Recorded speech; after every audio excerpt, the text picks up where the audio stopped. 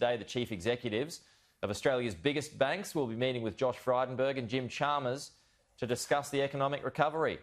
They will be. So they're also meeting with Anna Bligh, the head of Australia's Banking Association, is going to be with them. So they're going to be meeting with the Treasurer and the Shadow Treasurer today. The topic is Australia's economic recovery and how it's been tracking basically 1 year on from COVID.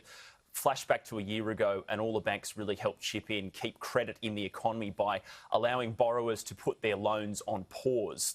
And the ABA have released some data this morning saying that was worth about $245 billion in loans, both business loans and home loans. And they say pretty much 97% of those borrowers are now making repayments again, which is a good sign. So there's about $10 billion out of that $245 billion left on deferral. So things are clearly starting to get better, and I think it should be a pretty positive meeting today between the banks and government.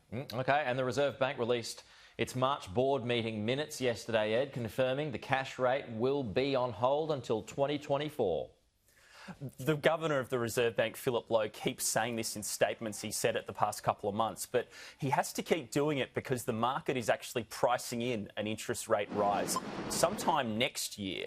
So he keeps getting on the front foot here, saying, look, calming things down, cash rate's going to be on hold until 2024. When that happens, we basically need wages growth to be at 3% and inflation between 2 and 3%. And in his mind, that's not until 2024. So he keeps saying these things to just reassure investors and reassure people in the economy that things are going to be like this with the cash rate ultra low long term. OK, that means housing affordability is probably going to stay out of reach for so many people for at least the next 3 years or so until that cash rate's increased. But anyway, tomorrow the unemployment numbers for February will be released, Ed. So what are economists predicting? Every month now this year, the unemployment rate has gone back very slightly. So it's expected to fall from 6.4 down to 6.3%.